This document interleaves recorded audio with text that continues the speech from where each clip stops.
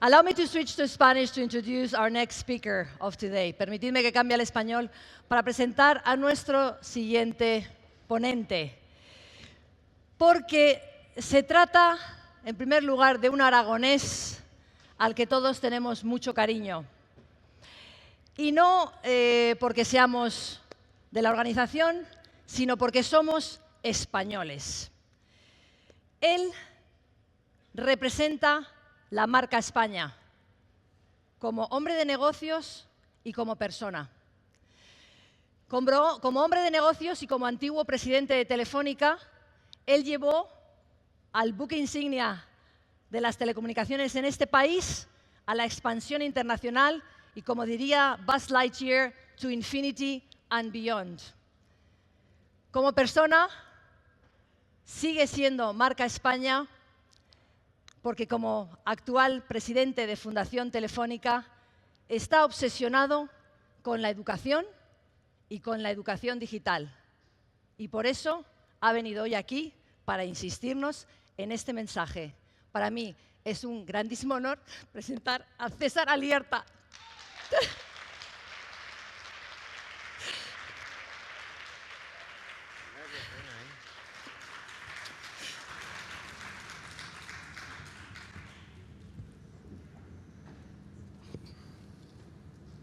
Voy a hablar en español y os voy a explicar por qué.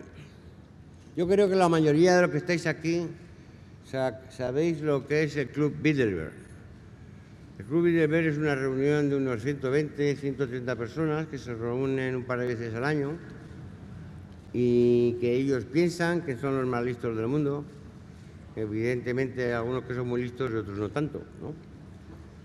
Y hace 4 años yo estaba en la reunión de Bilderberg y levanté la mano y dije, aquí casi todos los que estamos pensáis que quitando el mandarín, evidentemente, que es chino, el idioma que más se habla en el mundo es el español y el inglés, ¿eh?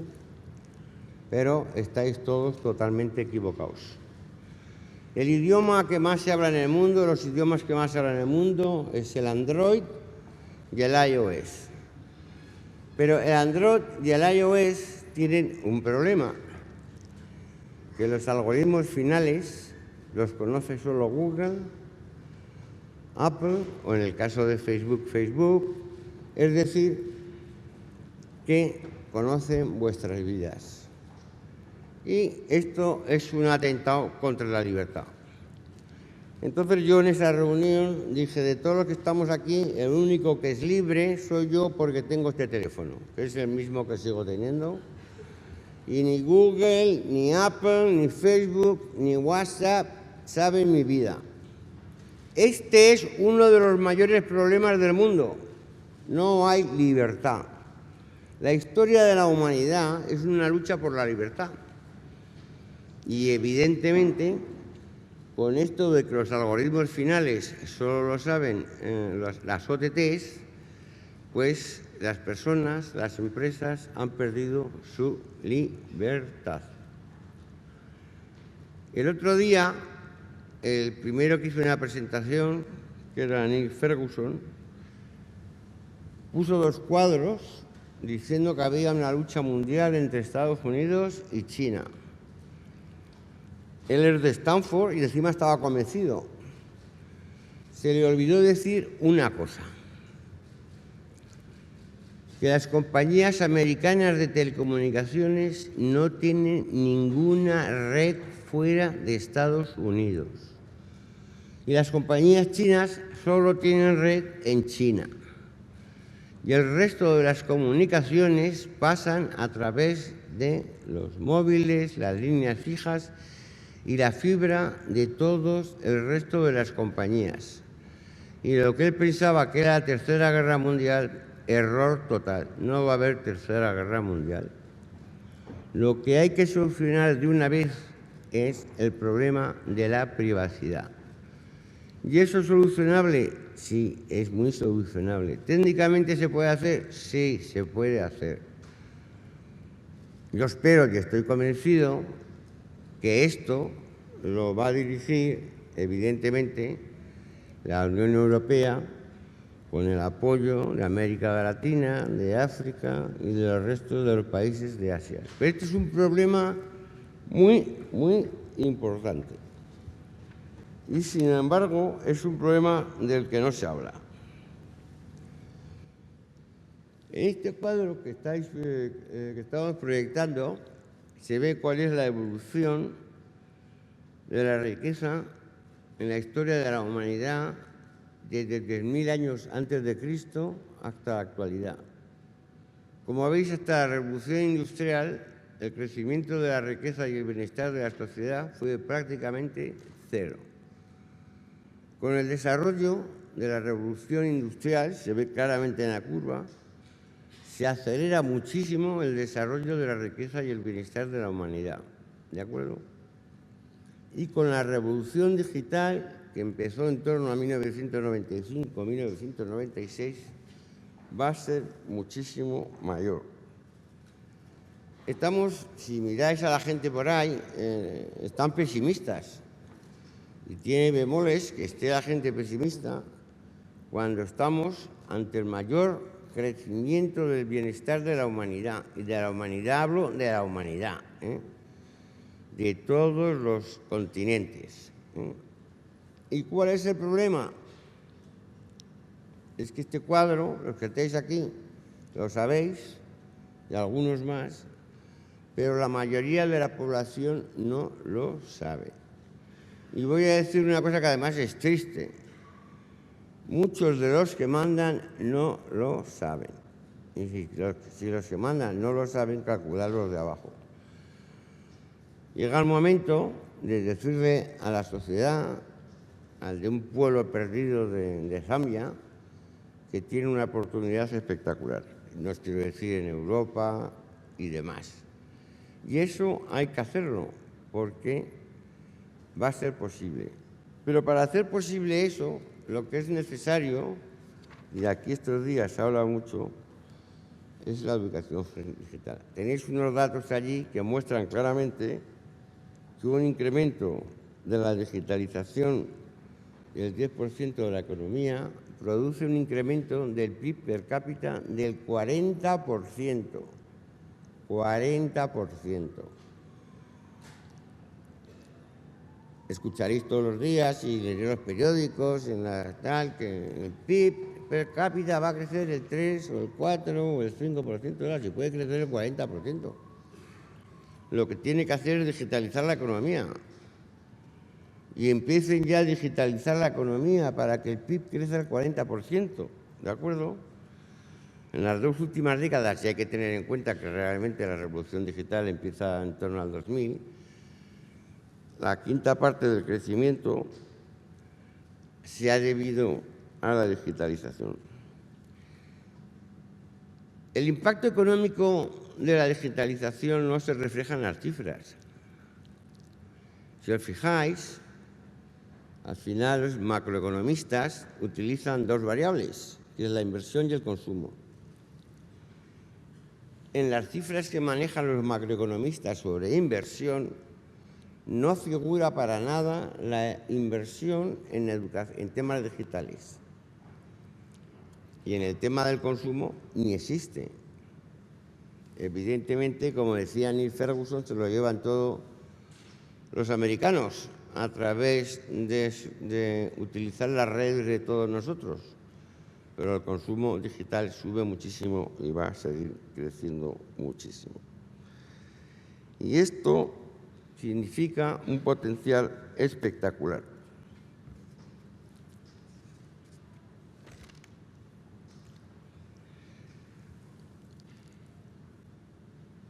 Vivimos en un país, perdonad que no sois españoles, pero voy a hablar de España y del resto del mundo, en que cuando hacen las encuestas a la población, de lo que más le preocupa es el paro. En España hay 3.300.000 parados, como 35% de la población. Y es curioso saber que el año 2018, en este país, no se pudieron cubrir 300.000 puestos de trabajo que demandaba las empresas y la sociedad porque el sistema no los produce, el sistema educativo no los produce.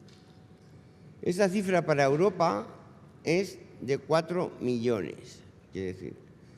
Y los cálculos conservadores dicen que de aquí a 2022, es decir, a la vuelta de la esquina, España va a necesitar 2,5 millones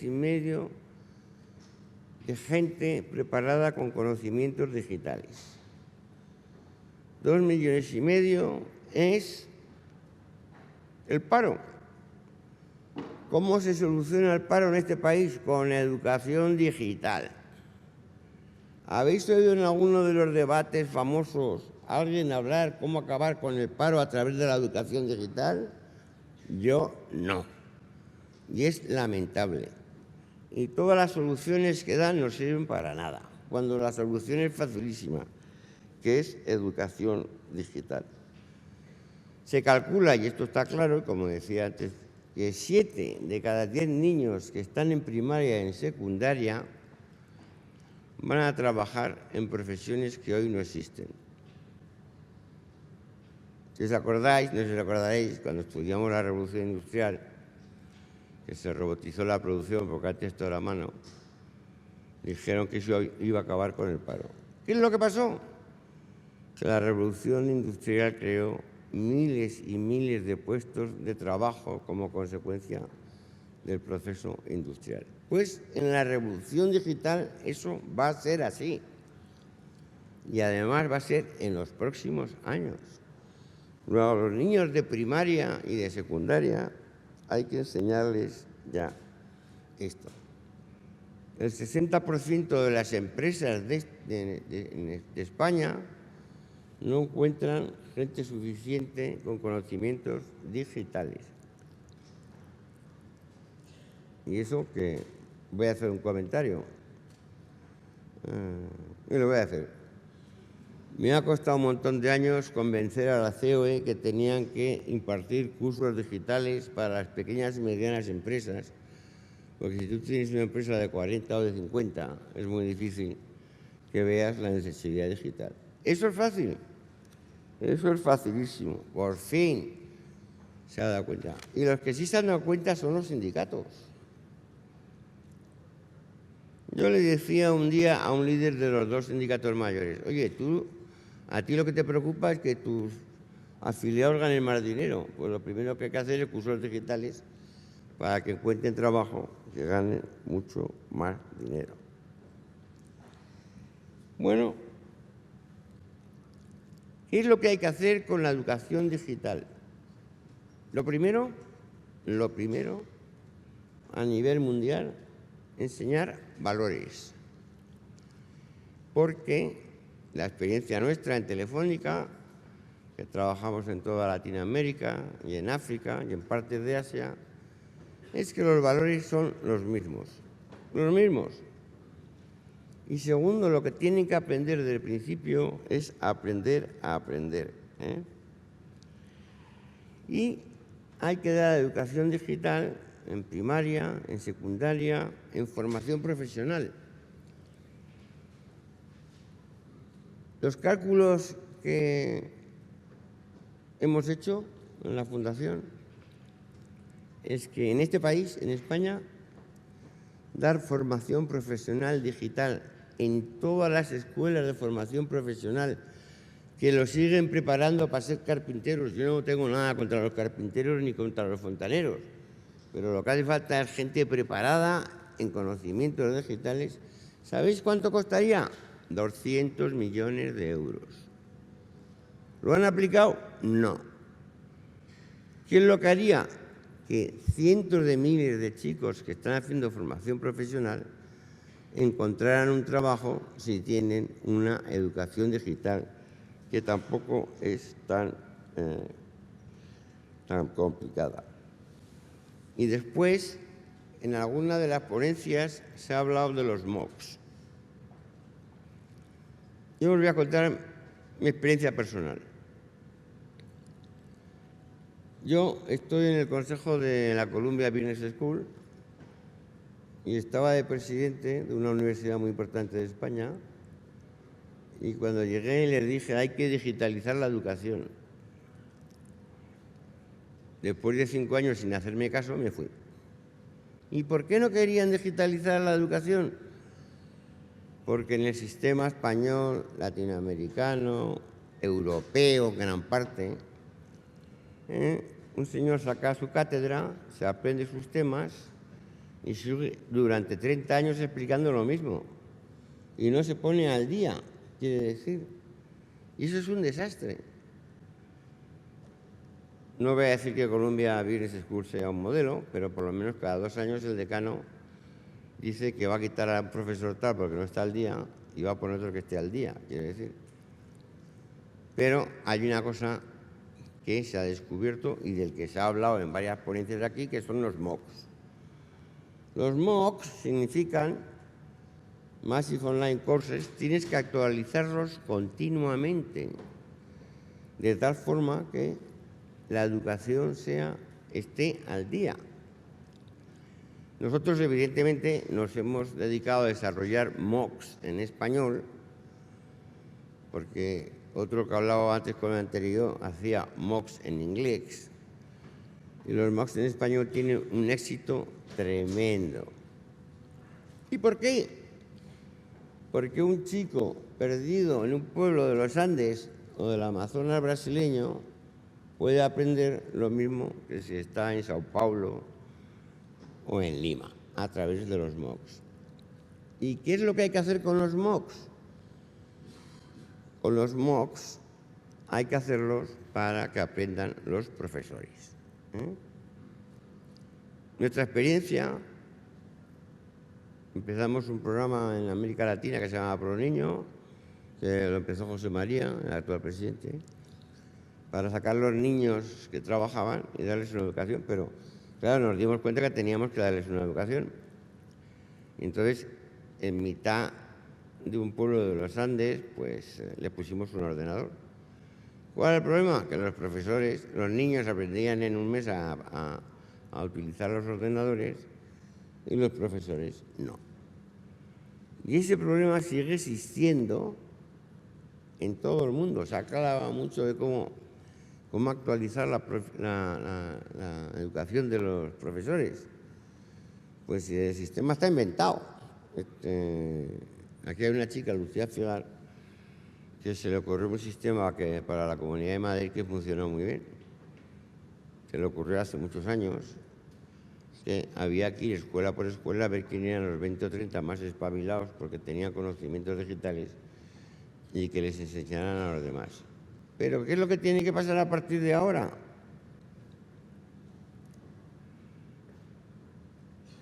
Hacer MOOCs para todos los profesores de cualquier país en el idioma suyo, para que tengan los conocimientos actualizados. ¿Eso es difícil? Eso es facilísimo. ¿Cuesta dinero? No cuesta. ¿Qué asegura?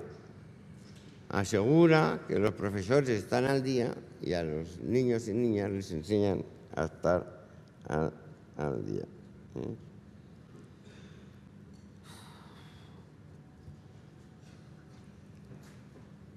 Y eso es clave.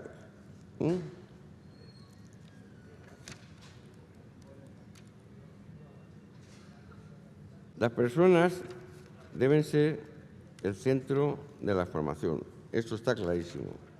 Y cada vez es más fácil. Y nosotros en la Fundación Telefónica nos dedicamos a eso y vemos que funciona muy bien. Muy bien. Ahí estoy proyectando un cuadro. Tengo que reconocer que la idea... Yo soy bastante preguntón y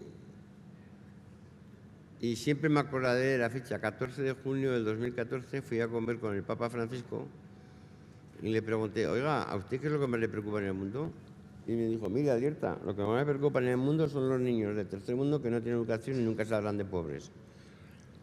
Y yo le dije, eso hace 6 años no tenía solución, pero ahora tiene, porque a un niño le das una tableta y aprende en un mes. El problema son los profesores, que no son digitales. Y efectivamente, en el mundo hay 50 millones de niños que no van a la escuela.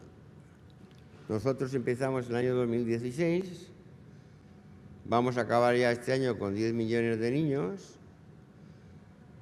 8 millones en Latinoamérica y Asia y 1,5 millones en África, y funciona muy bien.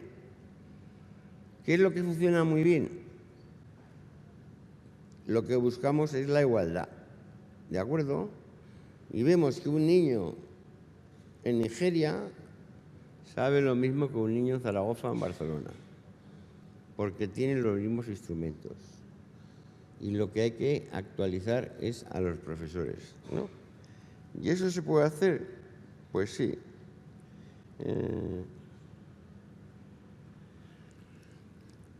Voy a contar una anécdota que no la voy a contar, pero la voy a contar. 1 de junio del 2015, una cena en la Cancillería de Berlín, estaba la canciller, el presidente de la República Francesa, el presidente de la Unión Europea y 8 más que estábamos para rellenar. Y yo levanté la mano y dije, ¿sabe cuál es la diferencia entre Europa y Estados Unidos? Que en Europa tenemos 25.000 expertos digitales en algoritmos y en Estados Unidos tienen 1 millón. Pero aquí en Europa tenemos cantidad de chicos matemáticos, físicos, ingenieros y tal, que pueden ser expertos digitales. Y no costaría mucho.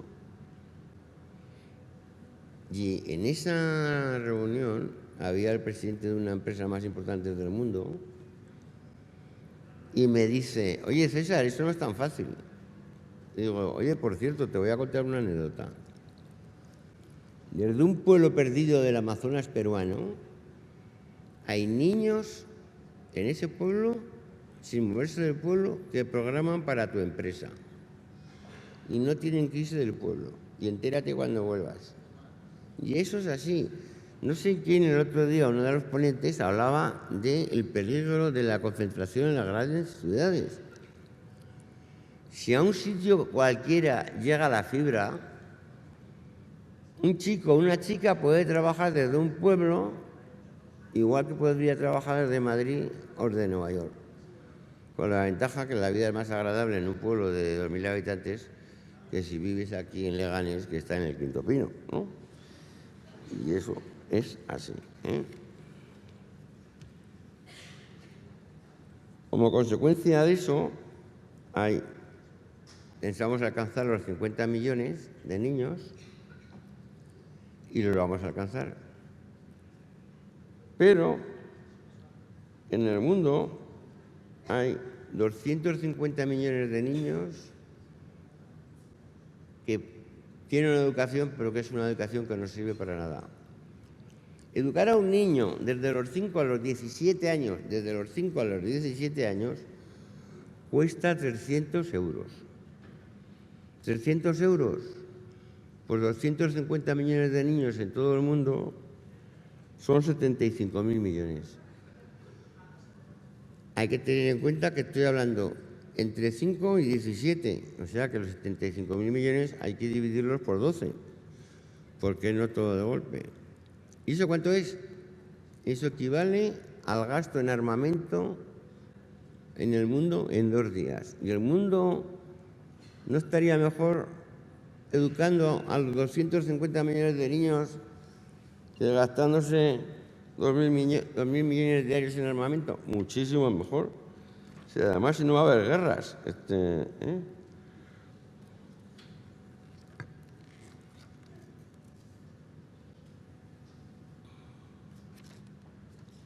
Hay un tema que sí que me gustaría hablar, que se me ha pasado, que es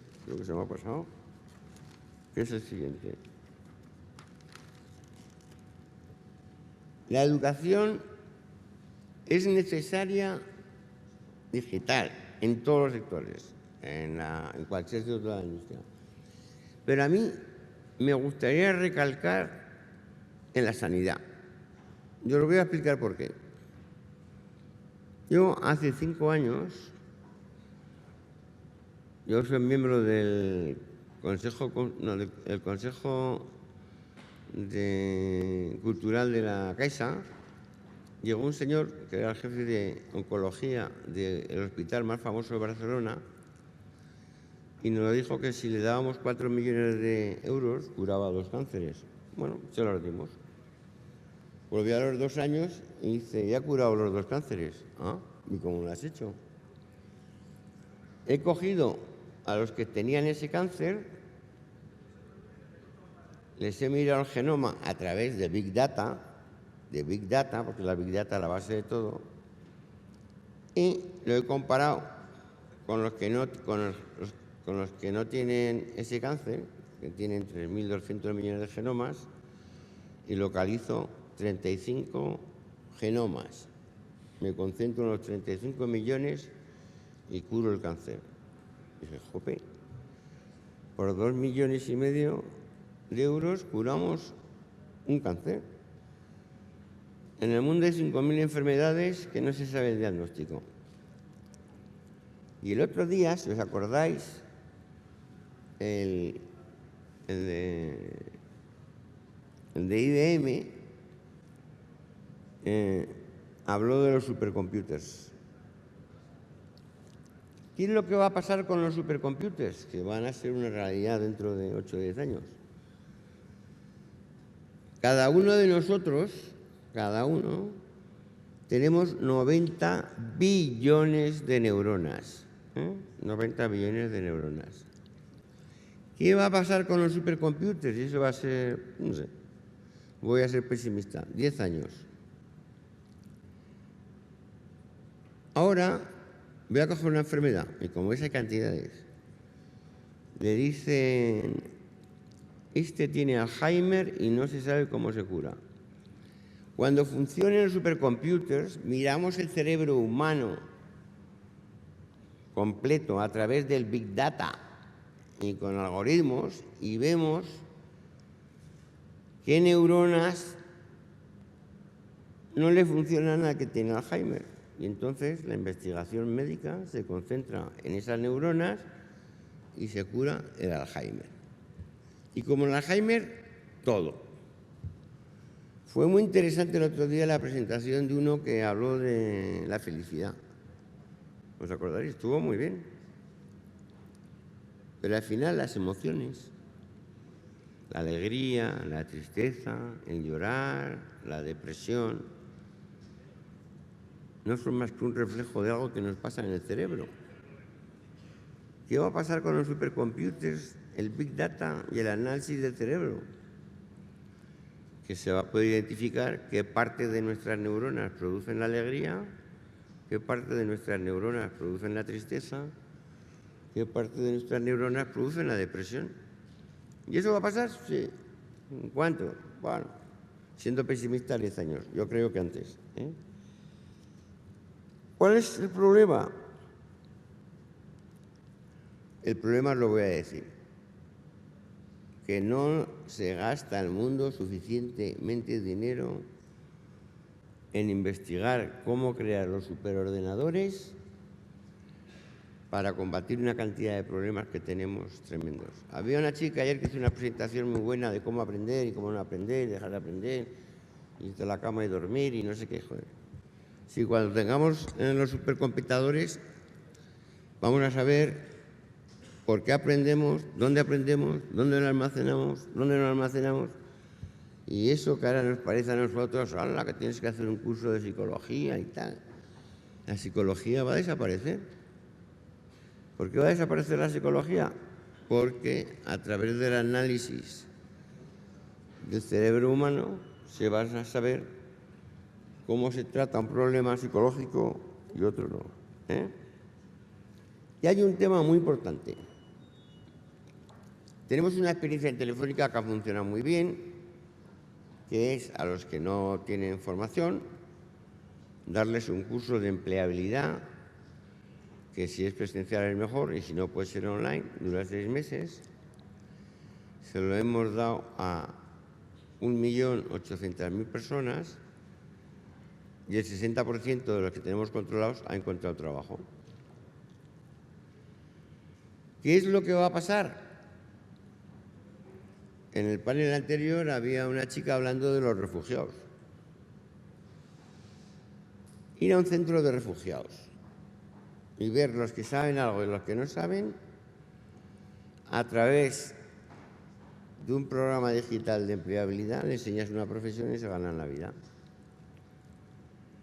¿Y eso es factible? Sí, nosotros lo hemos visto y es factible. Es más, este programa de empleabilidad, pues ahora lo utilizamos entre gente de 18 y 26, pero claro, lo vamos a utilizar con gente de 30 y 40 que quiera aprender una cosa y lo podrán hacer sin mayores dificultades. De empleabilidad se habla mucho ya. Hace 5 años vino José María Espaguete y me dijo, vino de Perú y me dice, en Perú hay chicos brillantes que tienen ideas digitales y que nadie les hace caso y se tienen que ir a Silicon Valley. Bueno, vamos a crear un programa para fomentar todos estos chicos y chicas que tienen ideas digitales y creamos un programa que se llama Guaira, que quiere decir viento en quechua, que ya lo tenemos en todos los países y como podéis ver en las cifras, allí tiene un éxito espectacular y va a tener mucho más. Y como siempre en estas cosas, lo que nos gustaría es que nos imitaran, porque eso crearía muchísimo más empresarios digitales en cualquier tipo de cosa que están por todo el mundo y que, claro, hasta ahora o emigraban a Estados Unidos o no tenían posibilidad de ponerlo en marcha. Y eso se va a acabar. Y es fácil, muy fácil. Yo, en una reunión en el Palacio del Elíseo, dije que en Europa nos gastamos en esto de fomentar el emprendimiento digital 4.000 millones de euros le ganamos a Silicon Valley. Ya me diréis si Europa no se puede gastar 4.000 millones. Europa, estoy hablando de Europa, 4.000 millones de euros en fomentar el empleo digital y ganarle a Silicon Valley. No es que me preocupe mucho Silicon Valley, pero ¿por qué no le vamos a ganar? Y finalmente, os quiero decir una cosa. Aquí se habla mucho del tráfico de Internet, de los millones y millones y miles de millones de datos que se trafican en Internet. Nosotros calculamos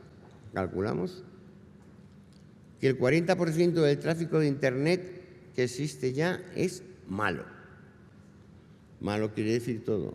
Falsas noticias, comentarios negativos, todo tipo de cosas negativas.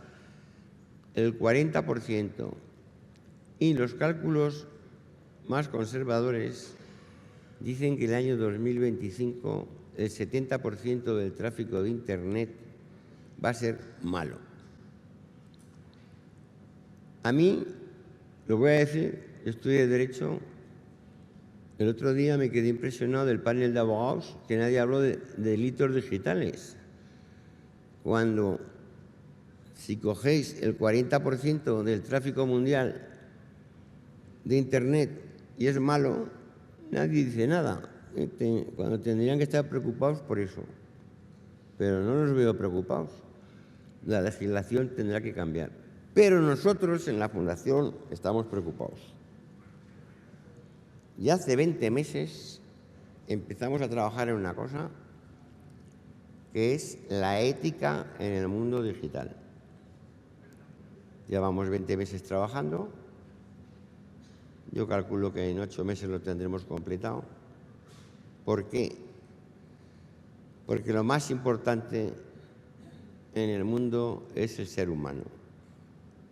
Y como lo más importante es el ser humano, al ser humano hay que protegerlo de todas las intoxicaciones, malas noticias y demás, que proliferan muchísimo a través de Internet. ¿Esto se puede solucionar? Sí.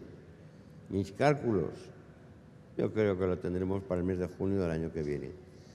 Y eso va a ser un paso muy importante para toda la humanidad. Muchas gracias.